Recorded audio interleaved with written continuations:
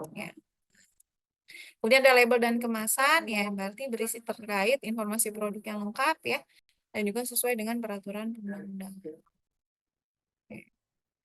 Kemudian obat berbahan alami, ya berarti dari tumbuhan, hewan, atau mineral, yang melibatkan beberapa proses ya. Yang pertama identifikasi bahan baku, di mana proses identifikasi bahan baku sangat penting untuk memastikan keaslian dan kualitas bahan alami yang digunakan. Ya, dapat dilakukan melalui metode kimia, biologi, atau mikroskopis. Ya, kalau metode kimia berarti analisis komposisi kimia, misalnya pakai HPLC ya, biasanya untuk memisahkan komponen dan campurannya gitu. Kemudian bisa juga pakai spektrum. Ya, teknik spektroskopi misalnya IR, MS, NMR biasanya untuk mengidentifikasi struktur molekul senyawanya. Ya, kemudian ada uji kualitas ya, misalnya reagen tertentu kualitatif, nah itu juga untuk identifikasi bahan baku. Kemudian metode biologi biasanya menggunakan organisme ya, misalnya analisis genetik pakai PCR ya, DNA dicek gitu ya untuk apa urutan genetiknya gitu ya. Kemudian untuk metode mikroskopik biasanya pakai mikroskop jelas ya, untuk dilihat misalnya jenis bahannya bagaimana berdasarkan ciri morfologinya. Kemudian ada standarisasi ekstraksi ya, jadi untuk memastikan keseragaman dan konsistensi kualitas ekstrak yang dihasilkan, di mana standarisasi meliputi metode ekstraksi, pelarut yang digunakan, dan waktu ekstraksi. Kemudian yang ketiga ada uji keamanan dan khasiat, di mana data keamanan dan khasiat obat berbahan alami harus dibuktikan ya melalui uji preklinis dan uji klinis, di mana uji klinis pada obat berbahan alami seringkali lebih kompleks karena adanya variasi dan fluktuasi kandungan bahan aktif. Ya. Kenapa? Kalau variasi itu biasanya bahan alaminya itu berasal dari sumber yang berbeda, misalnya tanaman dari daerah yang berbeda. Nah, itu bisa mempengaruhi komposisi kimia dari tumbuhannya ya, dan juga konsentrasi senyawa aktifnya. Jadi beda-beda. Sedangkan kalau misalnya faktor lingkungan, misalnya kondisi tanah ya, kemudian kondisi iklim, waktu panen, makanya beda-beda fluktuasi kandungan dari bahan aktif ya.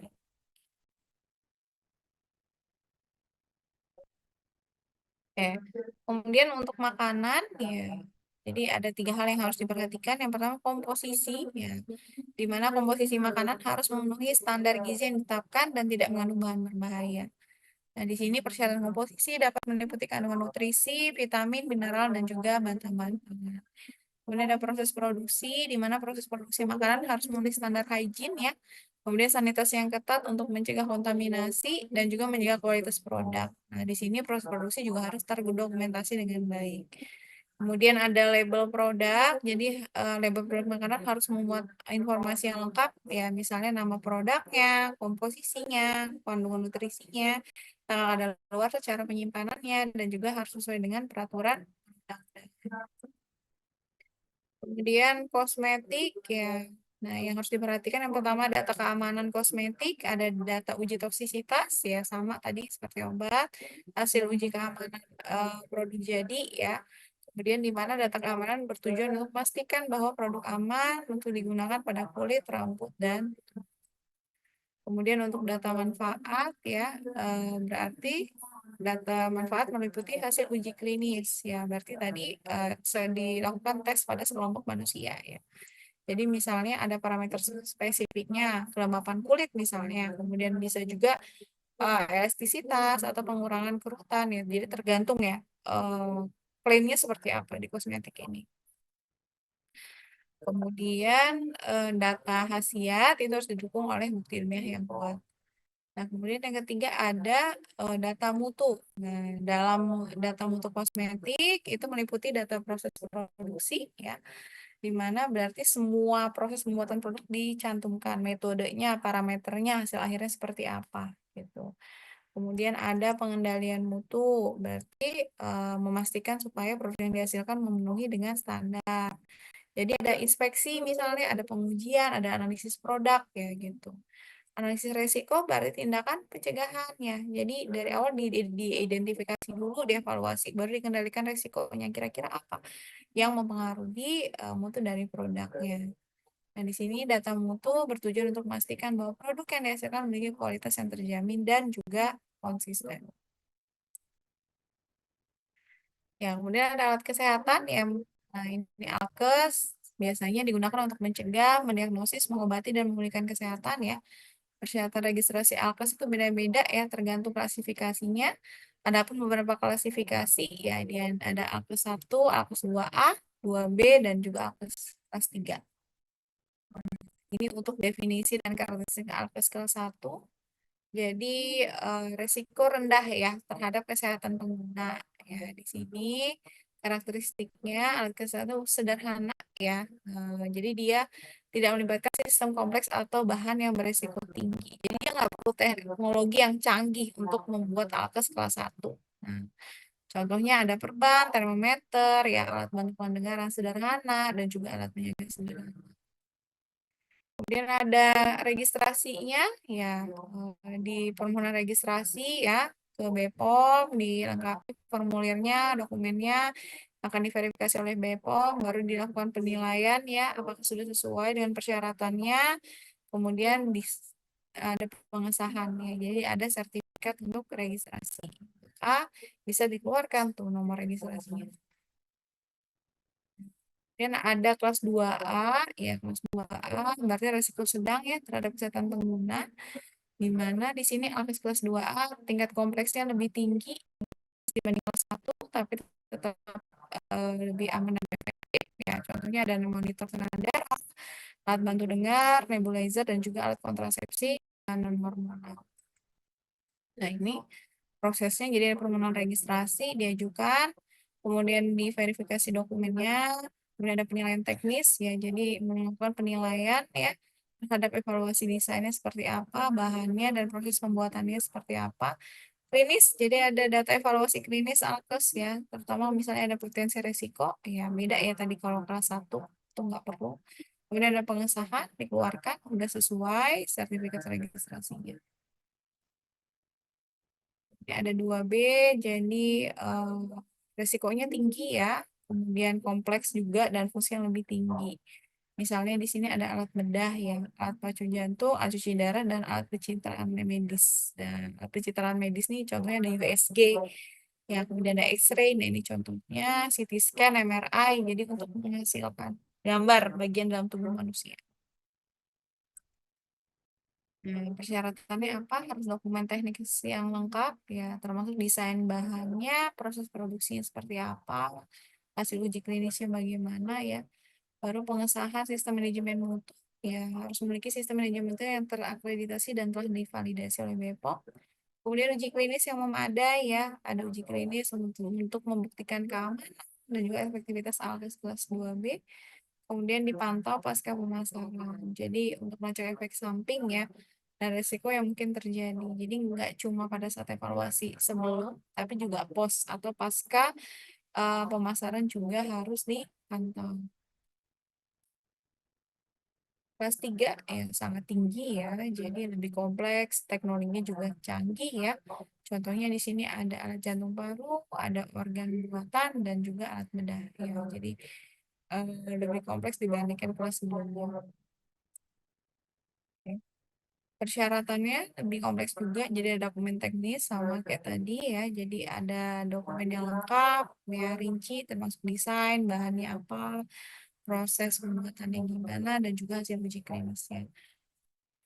Kemudian tinjauan ilmiah yang mendalam ya, jadi BPOM-nya sendiri itu akan melakukan tinjauan ilmiah dari dokumennya dan data klinis yang diajukan oleh pemohon, baru uji klinis ya untuk membuktikan keamanan dan efektivitas alkesnya.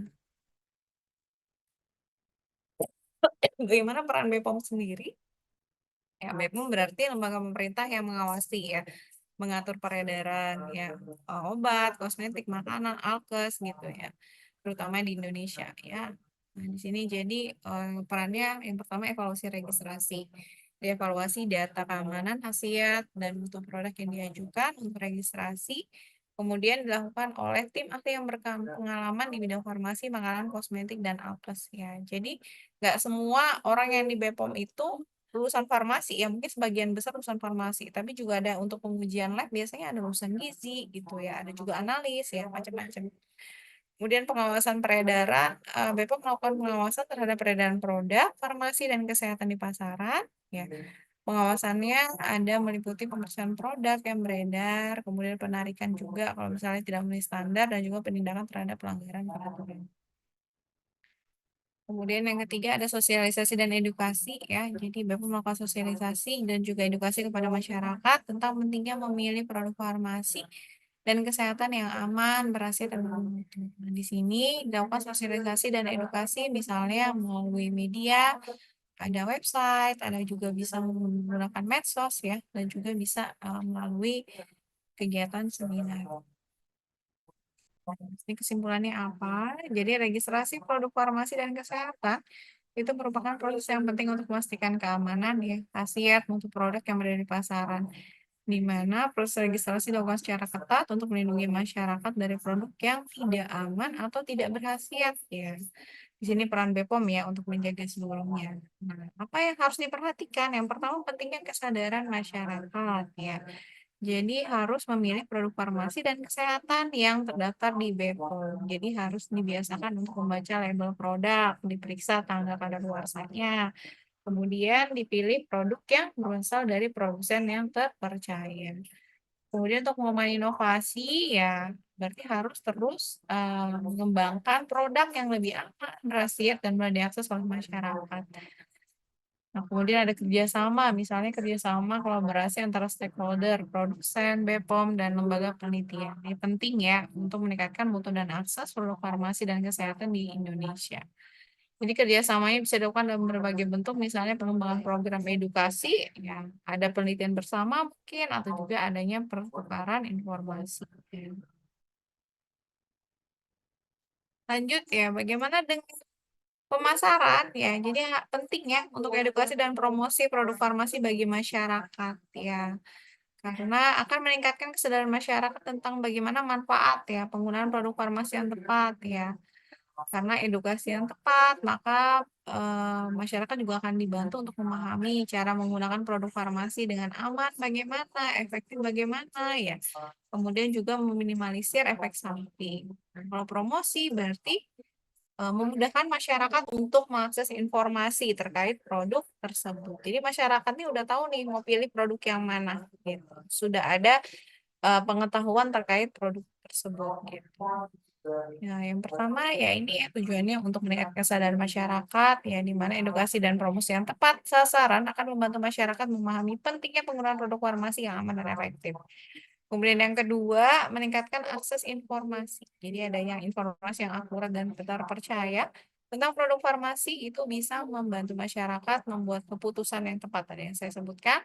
Kemudian yang ketiga, meningkatkan kebutuhan pasien ya, karena edukasinya baik sehingga pasiennya juga patuh ya terhadap pengobatan sehingga juga bisa meningkatkan hasil dari pengobatan.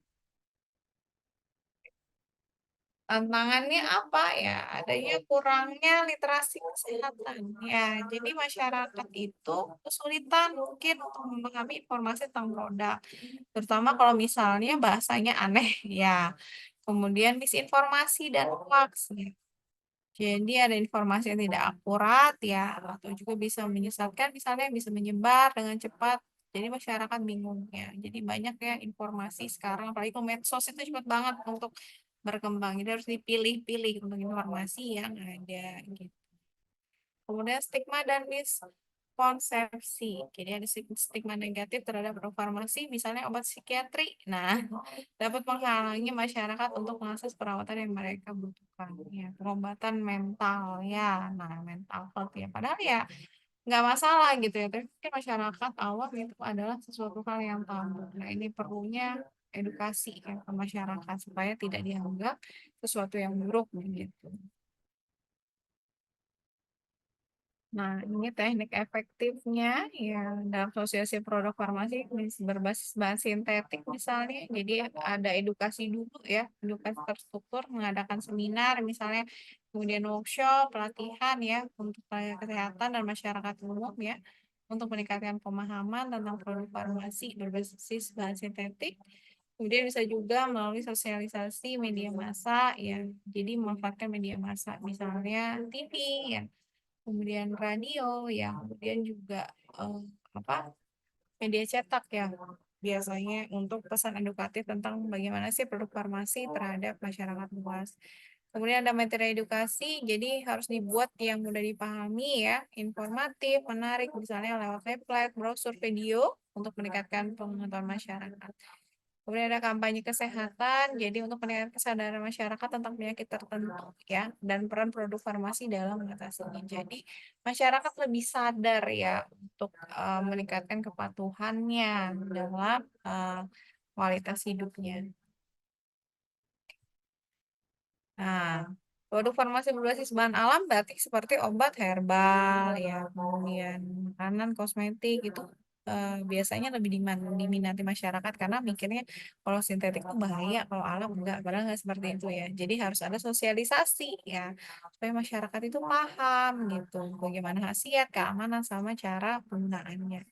Nah, bagaimana teknik promosinya? Yaitu menekankan aspek alami. Jadi, mempromosikan produk farmasi berbasis bahan alam sebagai pilihan yang aman dengan fokus pada khasiatnya, ya, yang pertama terbukti secara ilmiah. Baru yang kedua, menyediakan informasi yang akurat. Jadi, diberikan informasi yang akurat terkait khasiatnya, keamanan, cara penggunaan produknya, ya. Kemudian dipromosikan, ya. Misalnya pilihannya terjangkau gitu ya, terutama bagi masyarakat yang keterbatasan ekonomi. Kemudian misalnya ada testimoni, studi kasus, ya itu boleh ditampilkan ya untuk sebagai bukti ya kepercayaan masyarakat. Nah, kemudian peran influencer, nah sekarang udah gebar ya influencer ya dan digital marketing dalam promosi produk farmasi. Ya, jadi bisa melakukan kerjasama dengan influencer ya, tapi influencernya yang jelas ya, misalnya ya misalnya kesehatan ya, berarti kalau bisa ya lebih ke arah misalnya profesinya ya gitu. Kemudian konten marketing, misalnya buat video, artikel, infografis yang bisa dibagikan berbagai platform.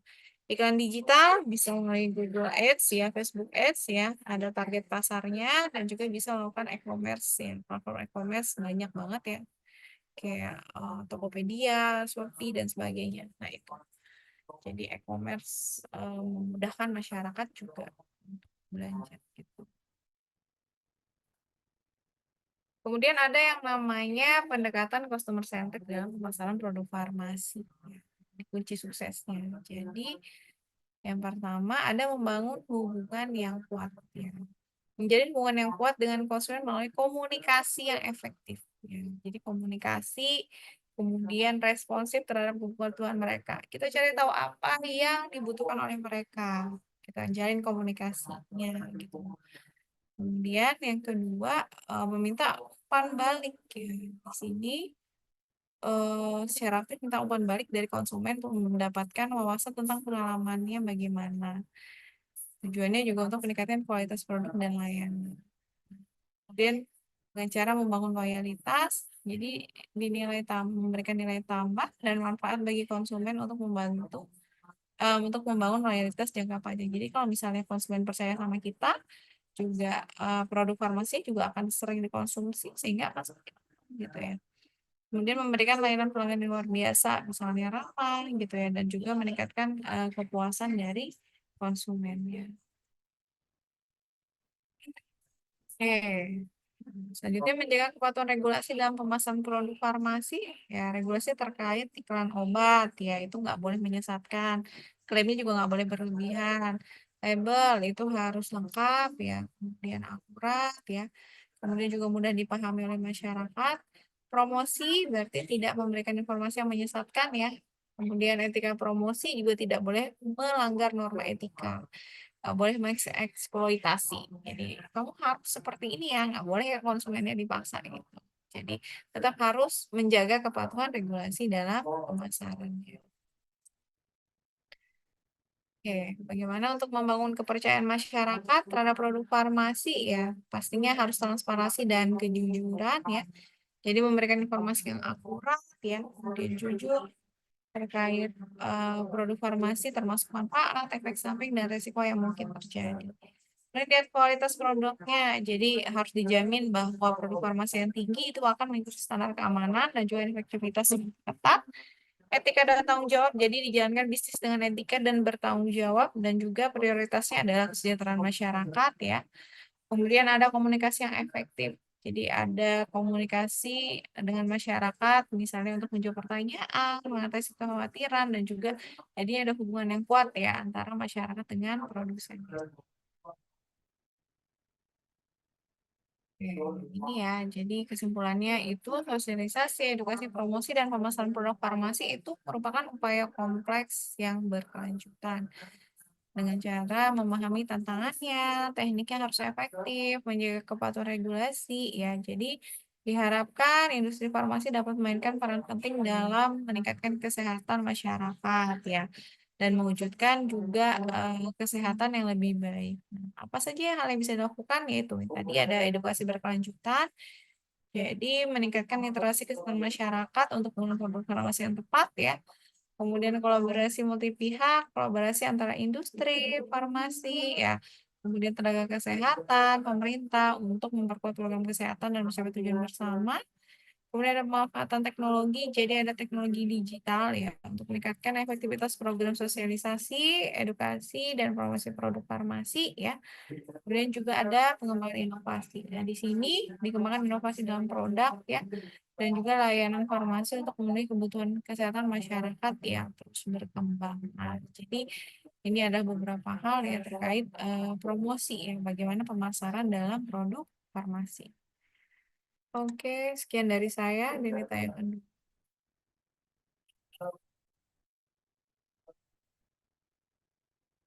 Nanti mungkin yang ini berapa orang ya? 60 ya?